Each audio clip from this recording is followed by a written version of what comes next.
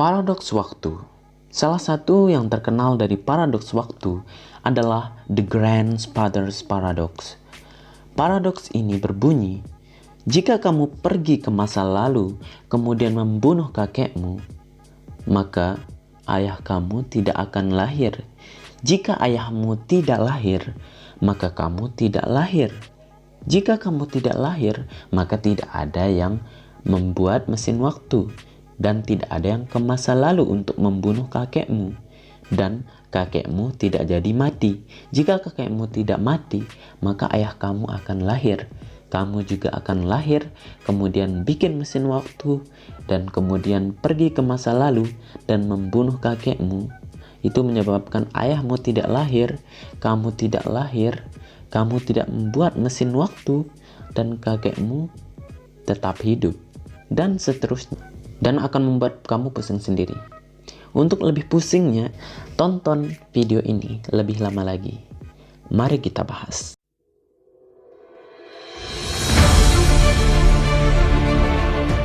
Pada 28 Juni 2009, Stephen Hawking mengadakan sebuah pesta di Universitas Cambridge. Dia menyiapkan pernak-pernik yang sangat indah untuk memeriahkan pesta tersebut. Namun uniknya, dia tidak mengumumkan pesta tersebut. Justru dia mengumumkan undangan pesta tersebut setelah pesta itu selesai. Tujuannya karena ia ingin mengundang penjelajah waktu dari masa depan. Jika penjelajah waktu memang ada dan membaca undangan tersebut, maka mereka akan pergi ke masa lalu dan memenuhi undangan tersebut. Lalu hasilnya? Tentu saja tak seorang pun yang datang. Terlepas dari spekulasi yang ada, kita bisa mengambil kesimpulan bahwa penjelajah waktu itu tidak ada. Namun, sains tidak menentang gagasan perjalanan waktu itu. Hal itu mungkin saja menurut Einstein. Namun mesin waktu untuk benar-benar pergi ke masa lalu itu mustahil. Kenapa? Karena waktu itu selalu berjalan maju. Kemanapun kamu melangkah, waktu akan berjalan lurus. Seperti kamu menonton video ini. Ya kecuali jika kamu rewind. Tapi tidak bisa di dunia nyata, bukan? Teori relativitas Einstein tentang pembelokan kelenturan ruang waktu pun waktu tetap berjalan lurus. Misalnya di film Interstellar, saat para astronot mendarat di sebuah planet yang mengorbit lubang hitam Gargantua, dan menurut hukum fisika yang berlaku bahwa 1 jam di planet itu sama dengan 7 tahun di planet bumi. Namun tak peduli beberapa jam pun di sana, tetap saja waktu di planet itu dan di bumi itu bergerak lurus, bukan? Bedanya cuma percepatan waktunya saja.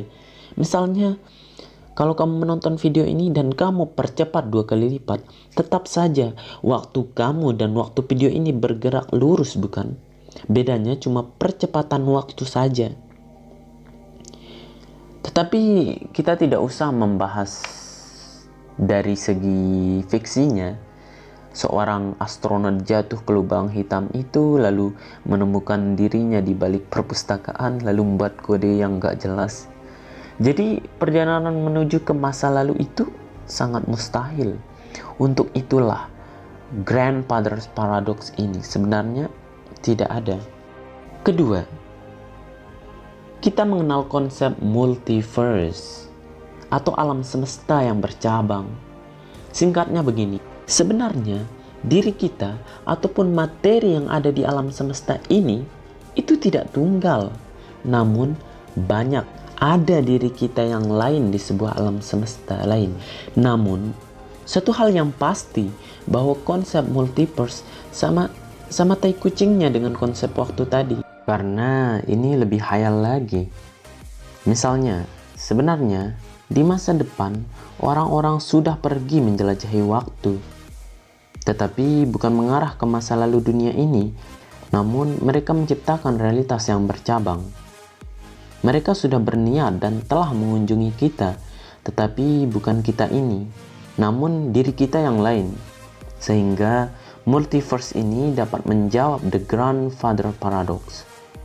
Jadi ketika kamu pergi ke masa lalu dan membunuh kakekmu, sebenarnya kamu tidak benar-benar pergi ke masa lalu, namun kamu pergi ke alam semesta alternatif, di mana kamu menciptakan sebuah realitas yang berbeda dari realitasmu.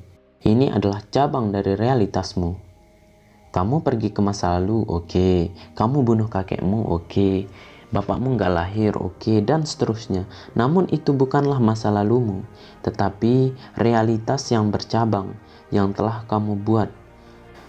Tapi ini membuktikan lagi kalau kita tidak bisa benar-benar pergi ke masa lalu dan mengubahnya. Dan satu hal yang janggal dari multiverse ini adalah bagaimana ruang, waktu, dan materi tercipta dengan sama persis dengan dunia kita. Maksudku, ini hanya perjalanan waktu. Mengapa bisa ada ruang, waktu, dan materi bisa terbentuk sama persis lagi? Maksudku, bagaimana para Avengers menjelajahi waktu dan pulang membawa 6 Infinity Stone yang sudah rusak di dunianya, dan plus palu Thor yang sudah dihancurkan Hela. Bagaimana bisa materi dari alam semesta yang bercabang itu sangat persis dan bisa kita bawa ke dunia kita? Jadi kehilangan satu apel tentu tidak masalah, bukan? Bagaimana jika kita mengambil satu apel di sebuah alam semesta bercabang itu, kemudian kita mengumpulkannya ke dunia kita? Tentu kita semua bisa merasakan apel murah, bukan? Karena supply apel yang sangat banyak. Karena supply apel sangat banyak. Atau kalau mau lebih jauh, pergilah ke masa lalu 7000 tahun sebelum Masehi sambil membawa bibit padi unggul sama ayam, sapi, kambing, dan kita ternak di sana. Setelah panen, angkut semua hasil panen itu dan pergi ke dunia kita lagi. Masalah pangan di masa depan umat manusia teratasi. Kita juga bisa memindahkan separuh populasi umat manusia di cabang realitas itu. Kemudian, masalah kesempitan lahan permukiman bisa diatasi. Nah, oke, hanya itu saja yang saya bahas. Saya tutup dengan kata-kata, orang yang ingin mengubah masa lalu adalah orang yang tersakiti. Sekian dan terima kasih.